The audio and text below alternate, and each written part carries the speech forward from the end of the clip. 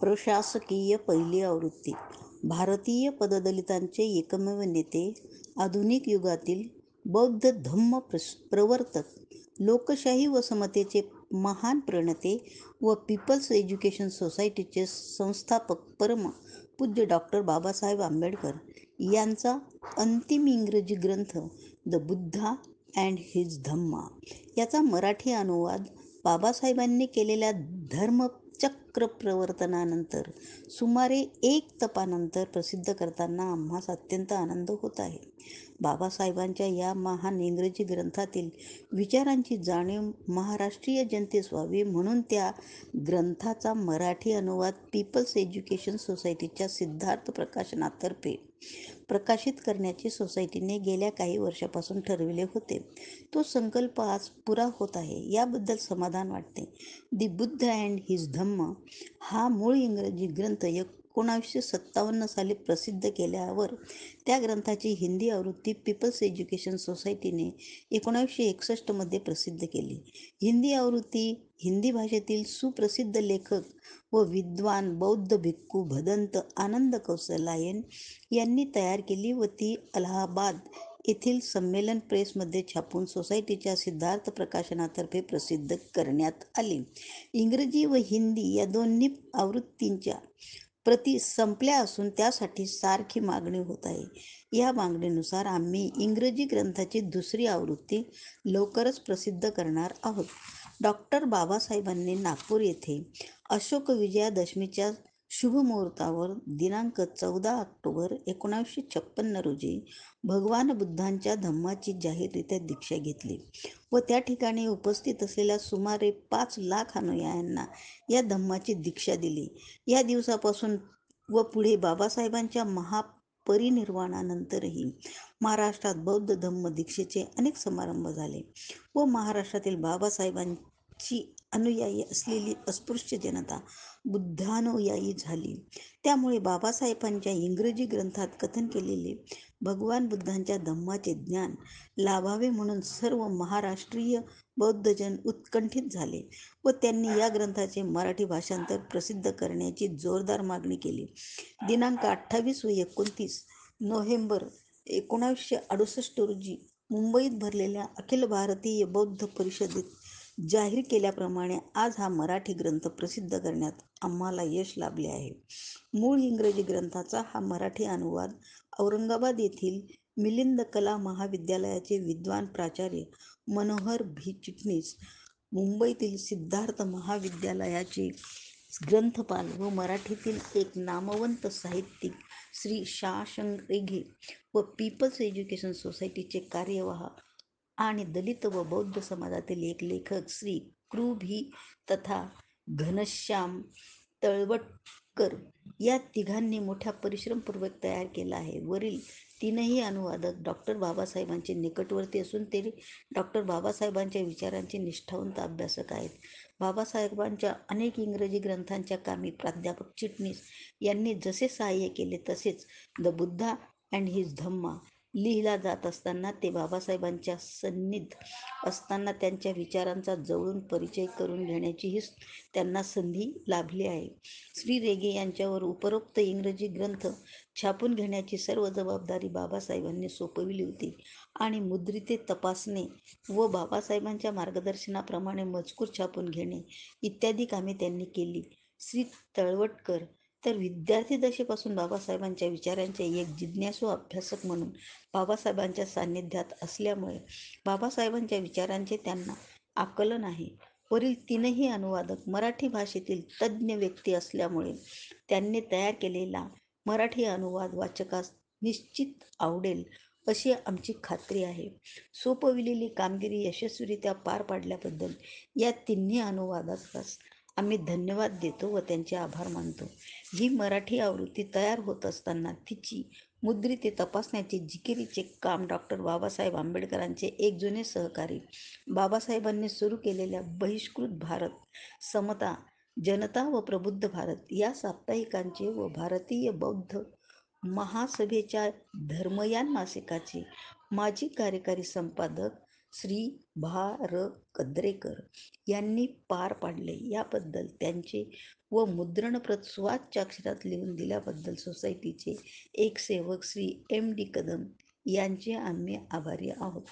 ग्रंथाच्या छपाईचे काम सुबक, व्यवस्थित व आकर्षकपणे करून दिल्याबद्दल पुणे येथील साधना प्रेसचे मॅनेजर श्री प्रभाकर सिद्ध व प्रेसचा कामगार वर्ग यांचे आम्ही आभार मानतो. Anand Bhavan, doctor Dadabhai Naoroji Road, Fort Mumbai 1, Vijayadashami दिनांक 10 ऑक्टोबर 1970. C.N. मोहिते, अध्यक्ष, पीपल्स एज्युकेशन सोसायटी, मुंबई. प्राककथन.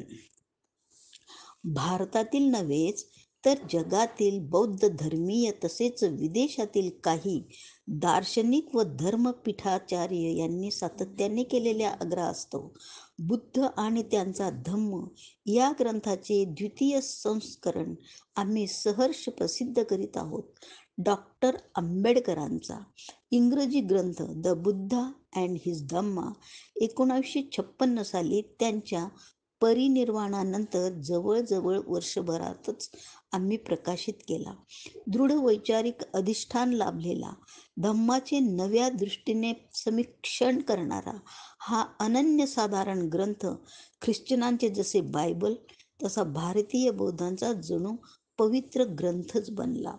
पुढे लवकरच आम्ही त्याचा हिंदी व मराठी भाषेतून अनुवाद प्रसिद्ध केला.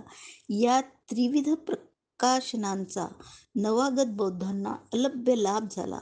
आपापल्या वसाहतीत धम्माचे वैयक्तिक वा सामूहिक अध्ययन करून दैनंदिन जीवनातील काही क्षण सत्कारणी लावण्यासाठी हा ग्रंथ त्यांचा मार्गदीप बनला. या भक्तिपूर्ण बौद्ध निकायाद्वारे त्यांना भगवान बुद्धाने दाखविलेला मार्ग अनुसरणे सुलभ झाले. या ग्रंथातून धार्मिक प्रेरणेचा निर्झर निरंतर खळाळत आहे. इसवी पूर्व 588 वैशाख पौर्णिमेला दिग्व्यापी ज्ञानाचा साक्षात्कार झाल्यानंतर सतत 45 वर्ष भगवान बुद्धांनी धर्मोपदेश केला. त्यातून त्यांनी दुःखाचा उद्गम, दुःख निरोध आणि दुःख निरोधाप्रत नेणारा मार्ग यातील मर्म प्रतिपादले आहे. सुरुवातीस तथागतांनी ईशिपतन म्हणजे सारनाथ येथे 5 परिव्राजकांना धम्मचक्र पवत्तन सुत्त उपदेशून उपसंपदा दिली व पहिल्या धर्मांतराचा शुभारंभ केला. त्यानंतर त्यांनी वाराणसीचा धनिक पुत्र व वाराणसीच्या आसपास 500 तरुणांना धम्मदीक्षा दिली. पुढे त्या सर्वांना अर्हत पद प्राप्त झाले. 45 वर्षे धम्मप्रचारार्थ विचरण केल्यानंतर महाकारुणिक तथागतांचे मल्ल गणराज्याची राजधानी कुशिनारा येथे वैशाख पौर्णिमेच्या उत्तर रात्री महापरिनिर्वाण झाले. निर्वाणापूर्वी तथागतांचा अंतिम शिष्य सुभद्र यास तथागतांनी उपदेश केला. तोही पुढे अर्हतपदास पोहोचला. तथागतांच्या निर्वाणानंतर त्यांच्या देहाचे पवित्र अवशेष उत्तर व मध्य प्रांतातील सम्राटांनी विभागून घेतले व त्यावर ठिकठिकाणी स्तूप बांधले. या स्तूपांची पुढे पूजा होऊ लागली. तथागतांच्या हयातीत बौद्ध धर्माची व्याप्ती गंगेच्या खोऱ्यापुरतीच मर्यादित होती. पुढे काही शतकानंतर भारतभर तसेच लंका, ब्रह्मदेश, दक्षिण आशिया व जगातील इतर भागात बौद्ध धर्माचा प्रसार झाला. भगवान बुद्धांच्या हयातीत या देशात 3 विचारधारा प्रचलित होत्या. 1. पूर्वजन्मीच्या पापपुण्यानुसार प्राणिमात्रास वर्तमान जन्मी सद्गती प्राप्त होते वा दुर्गती लाभते. 2. अखिल ब्रह्मांडाची उत्पत्ती ईश्वरेच्छेनुसार झाली असून ईश्वर मरणातीत आहे. 3. जगात जन्म घेण्यास कोणतेही कारण लागत नसून सर्व प्राणिमात्रांना आपोआप जन्म लाभतो. या विचारप्रणालीतून धर्म या शब्दाची धारणा झाली व त्याचेच पुढे अवस्थांतर होत गेले. डॉक्टर आंबेडकरांच्या मते धर्म हा शब्द निश्चित आर्य दुर्लभ व्याख्याविहीन शब्द आहे. कारण धर्म या संकल्पनेची वेगवेगळी अवस्थांतरे झालेली आहेत. या प्रत्येक अवस्थेतील संकल्पनेला धार्मिक विचार असे संबोधण्यात आले होते. वस्तुतः एका अवस्थेतील संकल्पना ही पूर्वीच्या किंवा नंतर येणाऱ्या अवस्थेतील संकल्पनेशी सुसंगत कधीच नव्हती. धर्म ही संकल्पना मूलतः कधीच स्थिर नव्हती, तर कालामानानुसार तिच्यात बदल होत होता. निसर्गदत्त आपत्ती, उदाहरणार्थ विद्युत्पात, पर्जन्य, महापूर घडण्यामागची कारणमीमांसा आद्य मानवास ज्ञात नव्हती. अशा घटनांचे शमन वा दमन करण्यास्तव केलेल्या दैवी आचरणांना जादूटोणा हे नाव पडले. त्यामुळे धर्म हा जादूटोणा म्हणून ओळखला जाऊ लागला. तदनंतर दुसऱ्या अवस्थेत धर्म ही संकल्पना उत्क्रांत झाली. या अवस्थेत धर्म म्हणजे श्रद्धाभाव, पूजा अर्चा, समारंभ, यज्ञविधी वगैरे अशी भावना रुजली गेली. वेद म्हणजे इंद्र, वरुण, अग्नी, सोम वगैरे देवतांना आवाहन करण्यासाठी म्हटलेल्या वेगवेगळ्या ऋचा व सूक्ते यांचा संग्रह होत. त्यात उपरोक्त देवतांनी अर्धदान स्वीकारावे व इष्टफळ प्रदान करावे यास्तव करण्यात येणाऱ्या प्रार्थनेचा अंतर्भाव आहे. याच काळात काही ऋषींनी विश्वनिर्मिती व विश्वनिर्माता याविषयी आपापल्या अंदाजावरून काही सिद्धांत मांडले असले तरी त्यांचे अधिष्ठान अंधश्रद्धा व अंधविश्वास यावरच होते. सर्व विश्व व्यापाराचे नियमन करणारी तत्कालीन पुरातन मानवजात अज्ञात अशी कोणती तरी एक प्रचंड शक्ती असावी हे गृहीत तत्व त्यात प्राणभूत होते. वैचारिक क्षमता वाढल्याने जादूटोण्याचा प्रभाव या अवस्थेत कमी झाला. जी वैश्विक शक्ती पूर्वी भयप्रद समजली जात होती ती पुढे कल्याणप्रद समजली जाऊ लागली. या शक्तीला प्रसन्न करून अंकित करण्यासाठी किंवा तिचा क्रोध शमविण्यासाठी, तिचा अनुग्रह होण्यासाठी पूजा अर्चा, यज्ञयाग या बाबी अनिवार्य बनल्या. हळूहळू याच वैश्विक शक्तीस परमेश्वर, परब्रह्म अशी संज्ञा प्राप्त झाली. तिसऱ्या अवस्थेत या तथाकथित परमेश्वरानेच ब्रह्मांडाची तशीच सर्व प्राणीमात्रांची निर्मिती केली. तसेच मानवी देहात आत्मा असतो. देह धारण करूनही तो देहातीत असतो. तो प्राप्त जन्मातील कार्याबद्दल परमेश्वरास म्हणजे परमात्म्यास उत्तरदायी असतो ही भावना रूढ झाली. संक्षेपाने बुद्ध काळात धर्मसंकल्पना अशा प्रकारे उत्क्रांत झालेली होती. ईश्वर, आत्मा याविषयी आस्तिक्य बुद्धी असलेला, पूजा अर्चा, यज्ञविधी यांना प्राधान्य असलेला धर्म प्रचलित होता.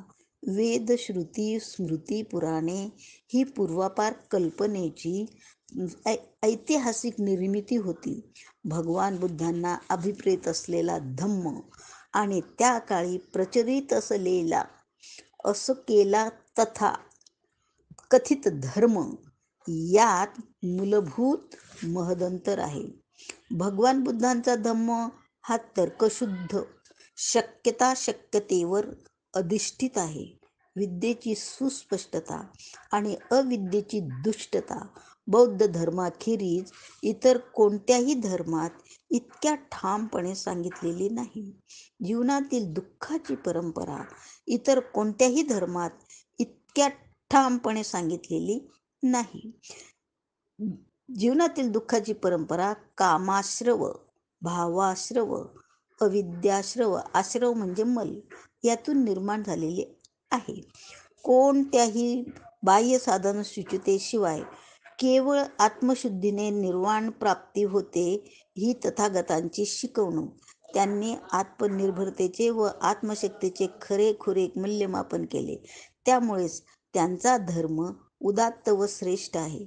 सर्व प्रकारे स्वतंत्र, स्वावलंबी, आत्मोद्धाराबरोबरच मानवजातीच्या उद्धारास सिद्ध अशी कोणतीही व्यक्ती स्वयं बुद्धापेक्षाही सर्वश्रेष्ठ आहे असे तथागतांनी सांगितले.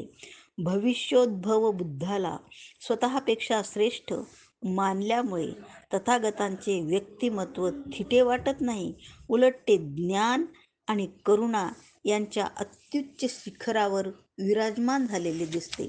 डॉक्टर बाबासाहेब आंबेडकरांनी प्रस्तुत ग्रंथ लिहिताना तथागतांच्या मूळ उपदेशाचे विशुद्ध सुवर्ण तथागतांनीच सांगितलेल्या अत्यंत कठोर अशा तार्किक कसोटीवर पारखून घेतलेले आहे.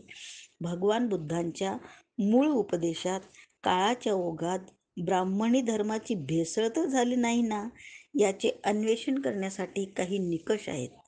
पहिला निकष हा की तर्क सुसंगता आणि विचारशीलता हा तथागतांच्या उपदेशाचा स्थायी भाव होता. तर्क सुसंगता आणि विचारशीलता नसेल तर ते वचन भगवान बुद्धांचे नव्हे.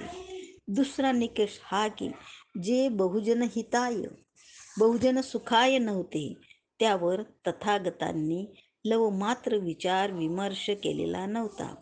अतः जे मानवास अकल्याणप्रद ते तथागतांचे नव्हे. तिसरा निकष म्हणजे ज्याविषयी सम्यक ज्ञान आहे व ज्याविषयी सम्यक ज्ञान नाही अशा दोन विभागात तथागतांचे विचारधन विभागलेले आहे. सम्यक ज्ञान असलेल्या बाबीबद्दल तथागतांचे मतप्रदर्शन सर्वकालीन, सुनिश्चित व अनुमानात्मक असे.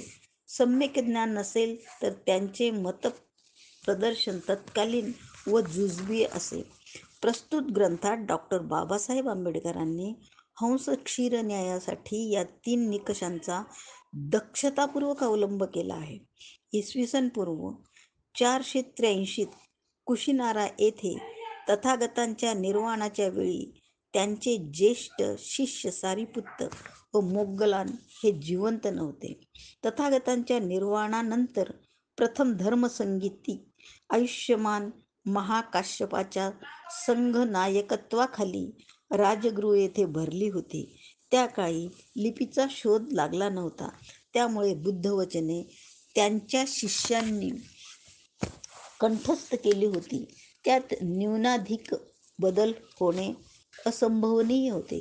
तेव्हा बुद्धवचनांचे शुद्धत्व राखण्यासाठी त्यांचे सुसंगत संकलन करणे हा या धर्मसंगीतीचा एक उद्देश होता.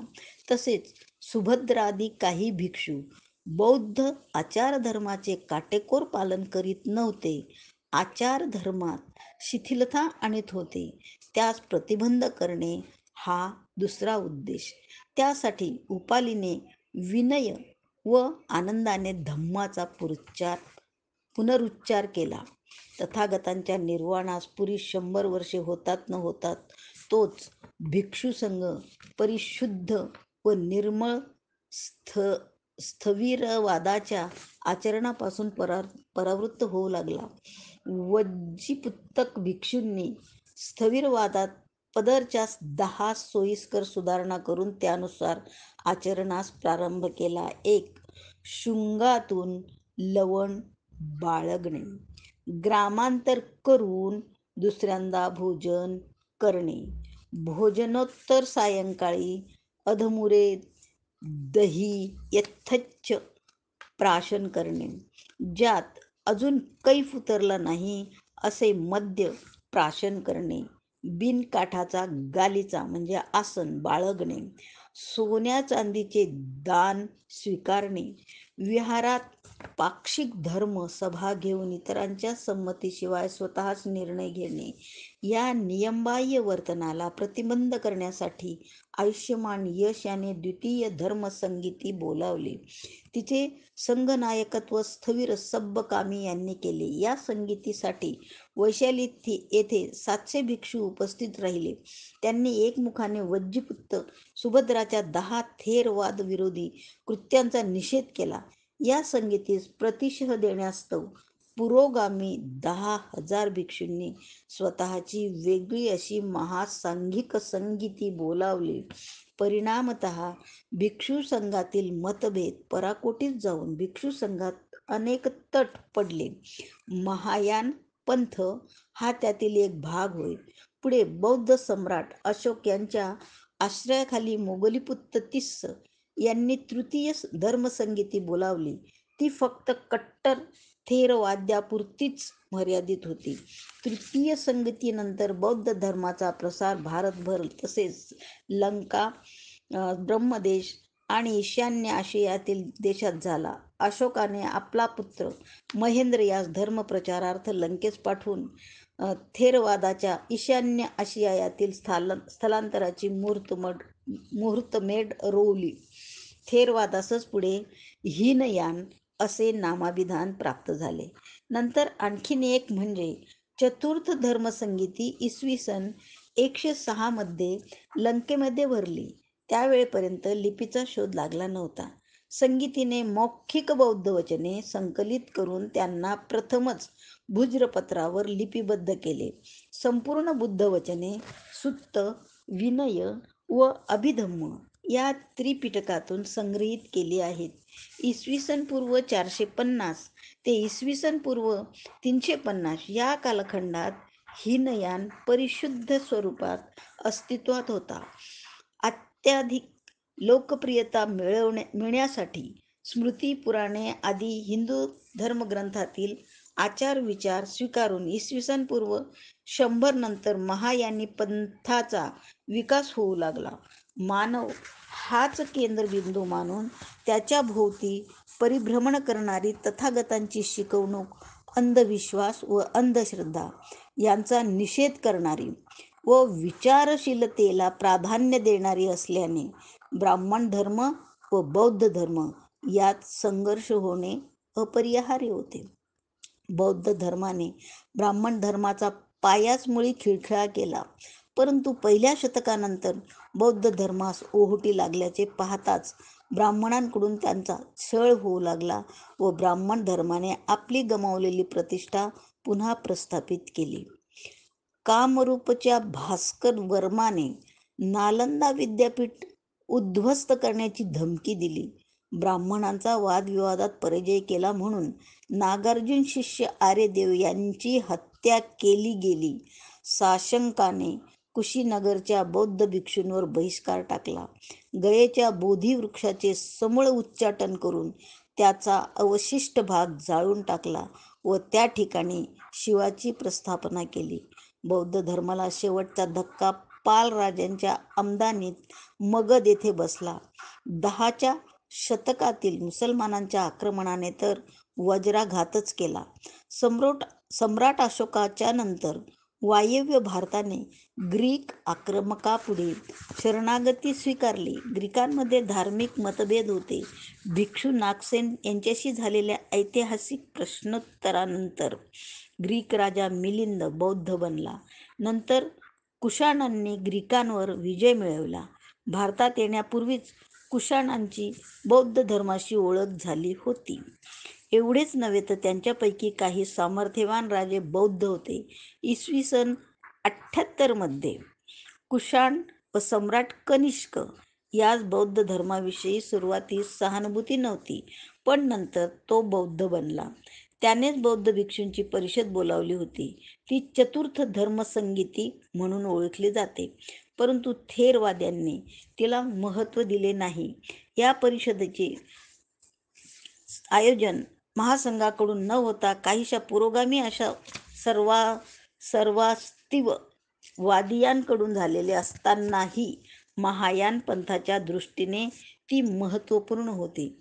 कनिष्कांचा ब्राह्मण धर्माबद्दल उदारमतवादी दृष्टिकोन असल्याने त्यांच्या कारकिर्दीत मुख्यत्वे उत्तर भारतात ब्राह्मण धर्माच्या आचारविचारांचे बौद्ध धर्मात संमिश्रण झाले. धर्मसंगीती मागचा कनिष्कांचा उद्देश बौद्ध धर्मग्रंथाचे विवेचन करणे हा होता. या विवेचनाची भाषा थेरवादाची पारंपरिक पाली नसून संस्कृत होती. यावरून कोणत्या दिशेने वारे वाहत होते हे सहज ध्यानात येईल. 3ऱ्या शतकात कनिष्काचा पाडाव झाल्यानंतर बौद्ध धर्माचा राजाश्रय संपुष्टात आला. 4थ्या शतकात मगधामध्ये गुप्तांचे साम्राज्य उदयास आले. त्याचा उत्तर भारतावर प्रसार गुप्तकाल हा हिंदू कलाकौशल्य, संस्कृती व धर्म या दृष्टीने उत्कर्षाचा ठरला व बौद्ध धर्माचे उरले सुरले अस्तित्वही नाहीसे झाले. चिनी पर्यटक फायेन हा इसवी सन 399 ते 414 या कालखंडात भारतात आला होता. त्याने त्यावेळी भारतातील बऱ्याच ठिकाणी बौद्ध धर्माची भरभराट असल्याचे नमूद केले आहे. मात्र यावेळी गया व कपिलवस्तू येथील बौद्ध धर्माचे अस्तित्व संपुष्टात येत होते. 5व्या शतकाच्या अखेरीस उत्तरेकडून गांधार प्रदेशात हुणांची आक्रमक पावले पडली. त्यांनी ईशान्य भारतातील बौद्ध विहार, संघाराम, स्तूप यांचा विध्वंस केला. विद्वान भिक्षूंना कंठस्थान घातले. जुन्या वास्तू, हस्तलिखिते यांना आगी लावल्या. तक्षशिलेचे बौद्ध विद्यापीठ कायमचे उद्ध्वस्त केले. तथागतांचे पवित्र भिक्षापात्र गांधारमधून पर्शियामध्ये पळवून नेले. या कालखंडात बौद्ध धर्माला बंगाल, पश्चिम व दक्षिण भारतात हिंदू धर्माशी निकराचा संघर्ष करावा लागला. हुणांच्या आक्रमणामुळे गुप्त साम्राज्यावर आकाशाची कुऱ्हाड कोसळली व त्याची शकले उडाली. इसवी सन 605 मध्ये हर्षाचा उदय झाला. हर्षवर्धनामुळे बौद्ध धर्मास राजाश्रय मिळाला व तो पुन्हा विकासोन्मुख झाला. त्यावेळी हर्षाच्या दरबारात असलेला चीनी पर्यटक ह्युएन त्संग यांनी हर्षाच्या बौद्ध धर्माश्रयाची प्रशंसा केली आहे. हर्षाचे हिंदू धर्माबद्दल देखील सहिष्णुता दाखवली. त्यामुळे हिंदू धर्म हा पुराणाश्रयी बनला होता. त्यात जातीभेदाचे विष भिनले होते. तो बौद्ध धर्माचा कट्टर विरोधी बनला होता. अग्नी, विष्णू, वायू, मत्स्य पुराणातून तथागतांच्या लोकांची दिशाभूल करून त्यांना विनाशाच्या गर्तेत लोटणारा असा निंद्य उल्लेख केला आहे. 6व्या शतकानंतर मात्र गरुड पुराणासारख्या पुराणातून अस्तंगत होत असलेल्या बौद्ध धर्माबद्दल स्नेहभाव दिसला व गौतम बुद्धांना विष्णूचा अवतार मानले गेले. राजाश्रयाचा अभाव, पुराण कालातील ब्राह्मणी धर्माचा बौद्ध धर्माशी झालेला संघर्ष, परकीयांचे आक्रमण यामुळे बौद्ध धर्माचा ऱ्हास झाला. 10व्या शतकात तर मुसलमानांनी बौद्ध धर्माचा संपूर्ण निःपात केला. 10व्या शतकानंतर आज पावेतो कालगंगेतून युगायुगांचे बरेच पाणी वाहून गेले. आज चातुर्वर्णाश्रम व्यवस्था जीर्ण झाली आहे. ब्राह्मणांसह सर्व जातींनी तिच्या विरुद्ध बंड उभारले आहे. हिंदू धर्मातील समाजरचना चातुर्वर्ण्यावर आधारित असल्याने तिने बहुजन समाजाला विषमता व यातना यांच्या रवरवात लोटले. वेद हे नुसतेच पवित्र ग्रंथ मानले नव्हते, तर त्यातील तत्वज्ञान चिरस्थायी समजले गेले होते. एवढेच नव्हे तर वेदोक्त धार्मिक विधी, व्रतवैकल्ये, ब्राह्मणास दक्षिणा देणे यामुळे केवळ आत्म्याला मोक्ष मिळतो अशी समजूत करून दिलेली होती. चातुर्वर्ण्याधिष्ठित समाजरचनेतील नीतिनियम हे न्याय, समता, स्वातंत्र्य, बंधुत्व यावर निर्धारित नसल्याने त्यांचे पुनर्मूल्यांकन व संशोधन करणे ही आज काळाची गरज आहे. जातीव्यवस्थेचे भारतीय समाजजीवनातून समूळ उच्चाटन व्हावे म्हणून सर्व पुरोगामी विचारशील विद्वान हिंदूंनी बंड उभारले. परंतु पायाभूत वर्णाश्रम धर्माची बुरसटलेली विचारप्रणाली जोपर्यंत नष्ट होत नाही तोपर्यंत जातीव्यवस्था नष्ट होणे अशक्यच आहे. सवर्ण हिंदू व बौद्ध यांचे संबंध सलोख्याचे असताना देखील नुकत्याच काही वर्षात आंध्र प्रदेशात भांडे चोरल्यावरून हरिजनांच्या मुलास जिवंत जाळणे, सवर्ण हिंदू स्त्रीवर हरिजन शस्त्रविद्या विशारदाने शस्त्रक्रिया केली म्हणून प्रक्षोभ होणे अशा जातीभेदाची व पाशवी अत्याचाराची कितीतरी उदाहरणे घडली आहेत. जाती संस्था ही हिंदू धर्माचा अविभाज्य घटक असल्यामुळे माणसामाणसांमधील भेदांच्या या पुरातन तटबंदीला सुरुंग लावण्याचे खंबीर प्रयत्न झाले पाहिजेत. दुर्दैवाने जातीव्यवस्था ही नुसतीच सामाजिक किंवा आर्थिक समस्या नाही, तर ती धार्मिक समस्याही आहे. हिंदू धर्मातील तत्वज्ञान स्वतंत्र भारतातील चालू पिढीच्या इच्छेनुसार आमूलाग्र बदलले पाहिजे. पदोन्नती, कार्यक्षमता, शारीरिक व मानसिक विकास, अभ्युदय यासाठी वर्णाश्रम वर्णाश्रम धर्म लव मात्र श्रेयस्कर नाही.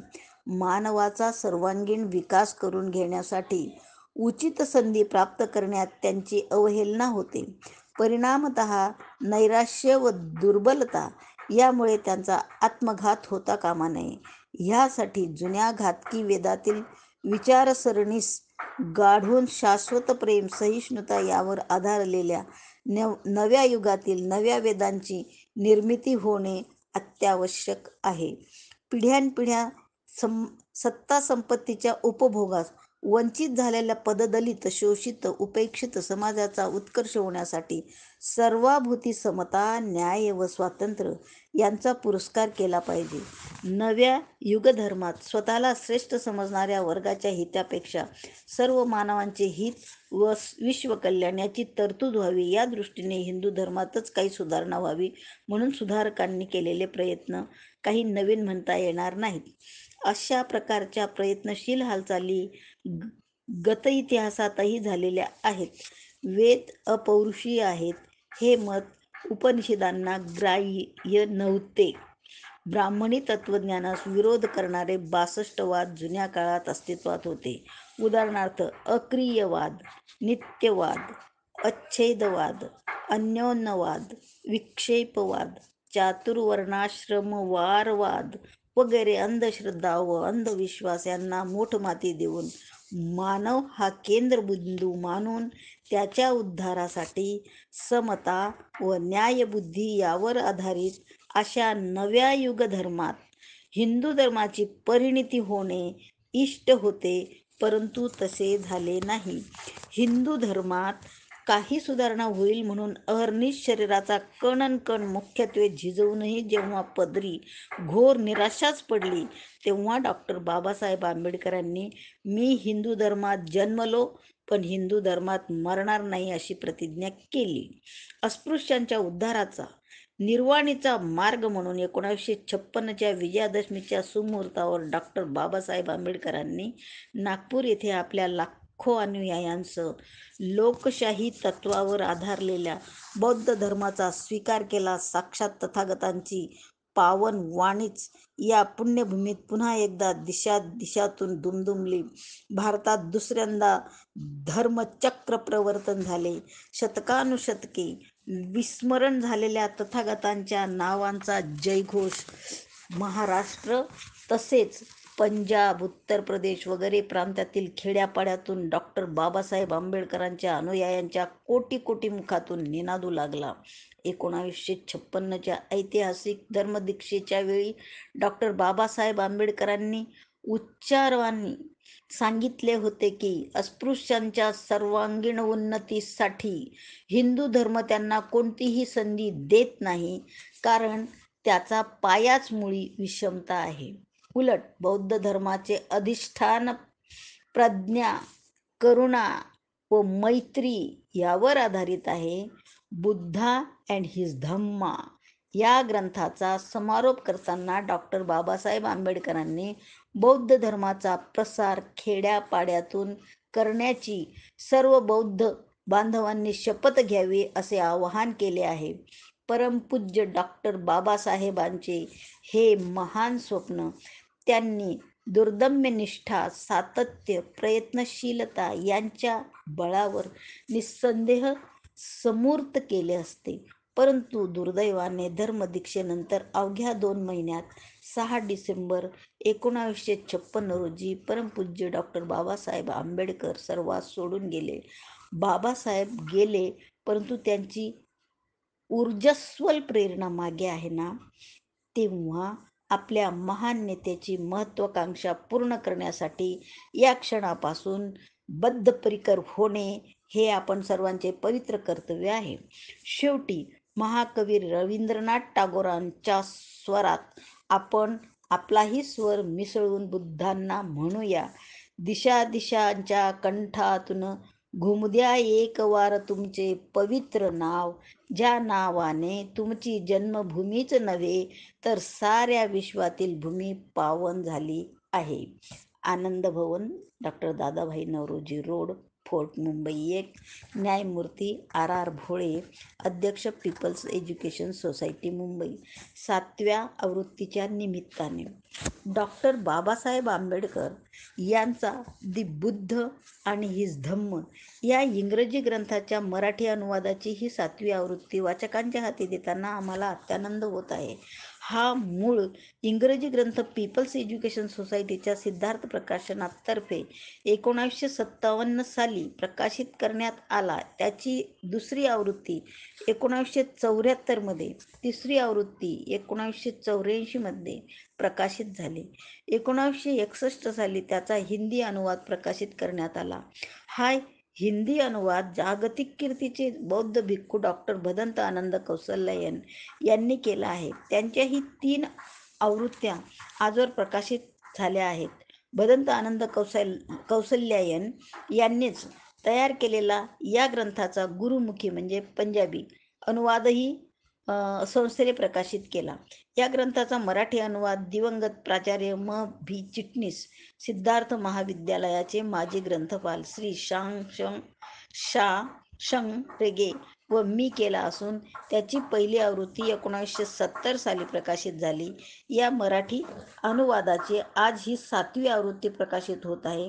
अन्य भारतीय भाषातही या महान ग्रंथाचा अनुवाद प्रकाशित करण्याचा संस्थेचा मानस आहे. 14 ऑक्टोबर 1956 रोजी स्वतः बौद्ध धम्माचा स्वीकार करून व आपल्या लाखो अनुयायांना त्या धम्माची दीक्षा देऊन डॉक्टर बाबासाहेब आंबेडकर यांनी भारतात अभूतपूर्व धम्मक्रांती केली. विषमतेवर आधारलेल्या समाजरचनेचे निर्मूलन करून समता, स्वातंत्र्य, बंधुत्व व न्याय या तत्वांवर आधारलेला नवसमाज निर्माण करणे हे या क्रांतीचे उद्दिष्ट आहे. या उद्दिष्टपूर्तीला आधारभूत ठरेल व वैज्ञानिक कसोटीवर पूर्णपणे उतरेल अशा प्रकारे डॉक्टर बाबासाहेबांनी या ग्रंथाची रचना केली आहे. याच उदात्त तत्वांचा पुरस्कार त्यांनी देशाला प्रदान केलेल्या संविधानात प्रामुख्याने केला आहे.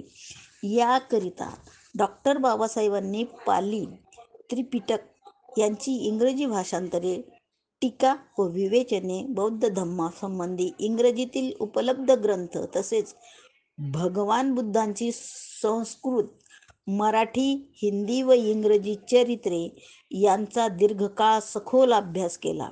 धर्मांतरापूर्वी सुमारे 35 ते 40 वर्षे त्यांनी अमेरिकेतल्या व इंग्लंडमधल्या समृद्ध ग्रंथालयात या विषयासंबंधी ग्रंथाचे परिशीलन केले.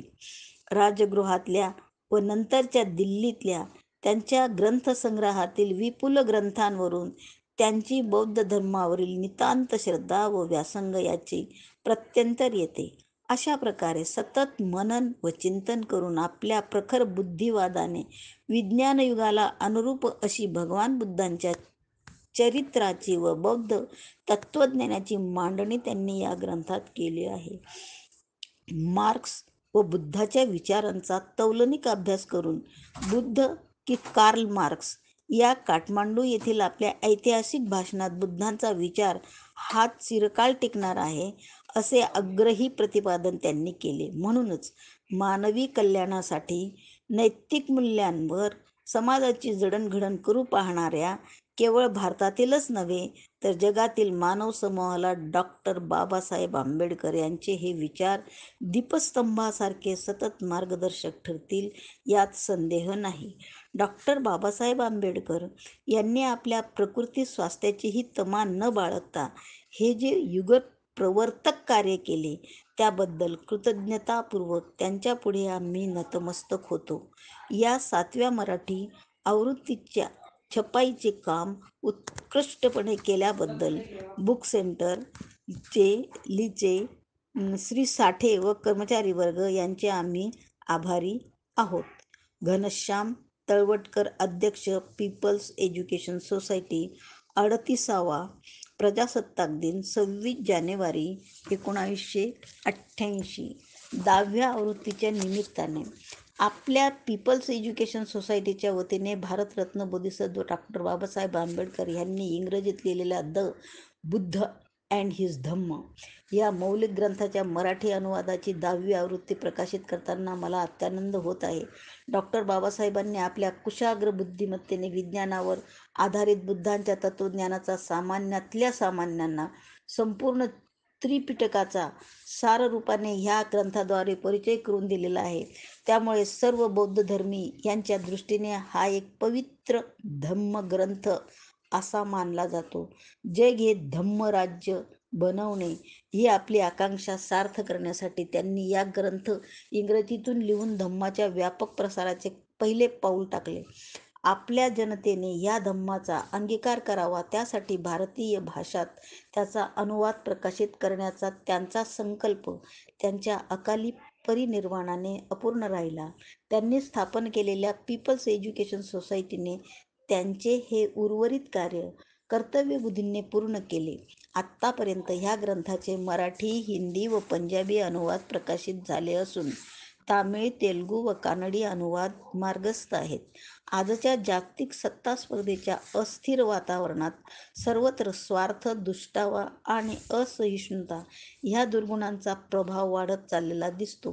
प्रज्ञा, करुणा, शील आणि समता ह्या सर्वश्रेष्ठ मानवी जीवनमूल्यांचा पुरस्कार करणाऱ्या बौद्ध धर्माचे तत्त्वज्ञान आत्मसात करणे हाच ह्या अशांततेवर तरणोपाय आहे.